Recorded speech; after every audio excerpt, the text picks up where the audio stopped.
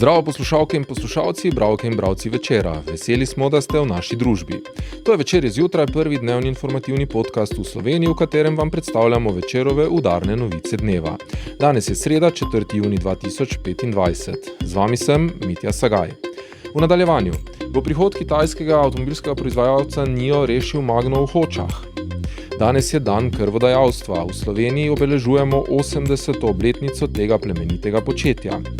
Kako je šivilja iz Slovenj Gradca s svojimi šivi povezala tradicijo in sodobnost.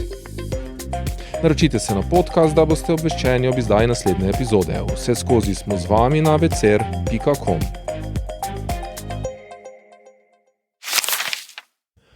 Kitajski proizvajalec električnih avtomobilov NIO krepi stike s Slovenijo. Minister Matjaž Han je s predstavniki podjetja že večkrat govoril o možnosti sodelovanja z domačimi dobavitelji, nekateri so že pred podpisom pogodb.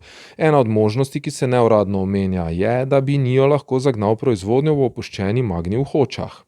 Magna je sicer že dolgo v sodelovanju z NIO, a zaradi padca proizvodnje in naročil išče nove priložnosti. V lakirnico v Hočah je nekoč vložila 150 milijonov evrov, a ta investicija v bližini Maribora je že od leta 2023 zaprta. Morebitna oživitev obrata pa bi se lahko zaletela tudi v omejitve zaradi vodovarstvenega območja. Minister Han poudarja pomen dobrih odnosov s Kitajsko. Slovenija tudi ni podprla carin na kitajske električne avtomobile, kar je povečalo njeno prepoznavnost pri kitajskih investitorjih. Z mano v studiu je kolega Srečko Klapš, ki spremlja zgodbo Magne in dogajanja okoli nje. Srečko, zdravo. Zdravo, Mitja. V Večeru smo že februarja poročali, da so se predstavniki kitajskega proizvajalca električnih avtomobilov NIO mudili na gospodarskem ministrstvu Matjaža Hana, kjer so državnemu sekretarju Matevžu Frangežu predstavili svoje načrte, zdaj pa to sodelovanje dobiva konkretne obrise. Govoril si tudi z ministrom Hanom. Kaj pravi? Ja, minister Matjaž Han pravi, da je dosedanji izplen še posebej po dobaviteljski konferenci v Planici, ko so z nekaterimi slovenski dobavitelji Kitajci že spostavili stik, dober. Pa ne samo to, nekateri so že pred podpisom pogodb o sodelovanju, v pogovorih so tudi o logistiki preko Luke Koper, tako da pravi minister Han, da je to tek na dolge proge. Kar verjetno drži, ker gre vendarle za velike investicije in projekte. Videli bomo, kako naprej. Kot rečeno, Magna s podjetjem NIO sodeluje že od leta 2017, zato poglobitev njihovega sodelovanja ne bi bila presenečenje. Kaj vse še kaže na to, da bi lahko izbrali prav hoški obrat? Torej, najprej minister Han ni mogel komentirati te napovedi, da naj bi kitajski proizvajalec NIO morda lahko svoje električne avtomobile proizvajal tudi v hoški lakirnici, saj, kot pravi, potekajo pogovori na ravni Magna NIO neposredno. Bodo pa se seveda zavzemali, da bi v Slovenijo pripeljali tovarno oziroma avtomobilskega proizvajalca in navsezadnje tudi bi bilo dobro, da bi ta bil tam, kjer sedaj tovarna v občini Hoče - Slivnica že stoji. Super. Sicer pa NIO ni edini kitajski proizvajalec, ki kaže zanimanje za Slovenijo. Kdo se še omenja v tej kombinatoriki?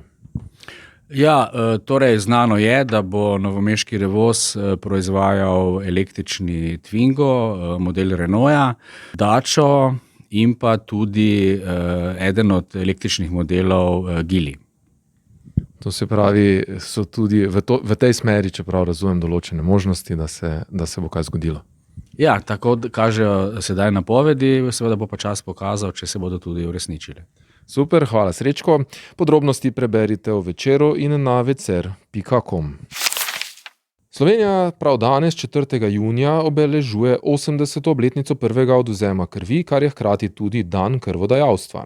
Ob tej priložnosti je Rdeči križ Slovenije v Mariboru predstavil kampanjo Postani del moštva, mlada kri za vse ljudi, ki spodbuja predvsem mlade k darovanju krvi. Ambasadori so študentje, ki že 2 desetletji organizirajo krvodajalske akcije na svojih fakultetah.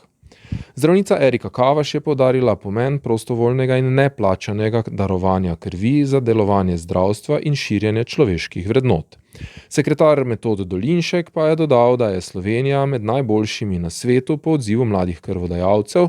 To vidi kot dokaz močne solidarnosti in etičnega sistema vrednot v družbi. Poudaril je, da krvi ni mogoče sintetizirati in da ne sme postati tržno blago. Tudi Univerza v Mariboru igra pomembno vlogo, ko gre za krvodajalstvo. Več kot 5000 študentov je že darovalo kri, na medicinski fakulteti pa so pričeli z raziskavo za podaljšanje obstojnosti krvi z 42 na 90 dni, kar bi bilo pomembno za zaloge. Urška Ažnoh iz Slovenj Gradca je s svojo vztrajnostjo in ljubeznijo do šivanja ustvarila lasten posel, ki temelji na tradiciji, kakovosti in inovacijah. Kljub propadanju tekstilne industrije v Sloveniji, ki jo je občutila že med študijem, je sledila svojim sanjam. Po diplomi iz tehnologije tekstilnega oblikovanja v Mariboru in izgubi službe v Velenju zaradi pandemije koronavirusa se je odločila za samostojno pot in kupila blagovno znamko Unique Stuff. S časom je ugotovila, da je bolje razvijati lasten slog, ki ga zdaj vključuje unikatna oblačila za moške, ženske, otroke in nosečnice. Ob vsesplošni poplavi poceni oblačil, ki prihajajo z vzhodnih trgov, je vesela, da kljub vsemu še obstajajo ljudje, ki ne le da cenijo ročno delo, ampak so jim pomembni tudi kakovostni materiali, iz katerih so oblačila. Kot pravi, to se ne more primerjati. Pa ne samo, da je blago, ki ga uporabljam povsem naravno, ob vsem tem velja pomisliti tudi na delovno silo in pogoje, v katerih nastajajo oblačila, tako imenovane hitre mode.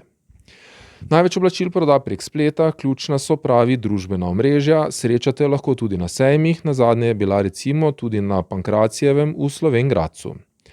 Šivilje so v veliki meri starejša generacija, zato mi je pomembno, da se tudi mladi ukvarjamo s tem in da se ohrani ta lep poklic. Ko sem študirala v Mariboru, smo gledali, kako močna tekstilna industrija je bila v mestu. Noro. Zdaj pa prava žalost, pove Ažnohova. Posebnost njenega poslovanja je tudi brezkontaktna popravljalnica, ker stranke oblačila pustijo v omarici pred hišo. Urška poudarja trajnost, kakovostne materiale, ročno delo in zadovoljstvo strank, saj po potrebi vrne tudi denar. Poleg šivanja novih oblačil opravlja tudi popravila, saj želi prispevati k bolj ekološkemu odnosu do oblačil. Njen cilj je ohraniti šiviljski poklic in zanimanje zanj med mlajšimi generacijami. To je bil večerodnevni podcast Večerje zjutraj 4. junija 2025. Z vami sem bil Mitja Sagaj. Kakovostno novinarstvo lahko podprete, da se naročite na tiskani spletni večer, postanete naš sledilec in bralec na družbenih omrežjih, naročnik naših podcastov in newsletterjev. Tako boste podprli novinarstvo, ki prinaša avtentične vsebine, ki jih pripravljajo naši novinarji in jih drugje ne boste našli. Želimo, da razumete, kako se vrti svet. Želimo vam odstreti vpogled v čas in prostor, v katerem živimo. Veseli bomo vaših komentarjev, pobud in kritik na različnih kanalih. Naročite se na Večerje zjutraj. Se beremo in slišimo.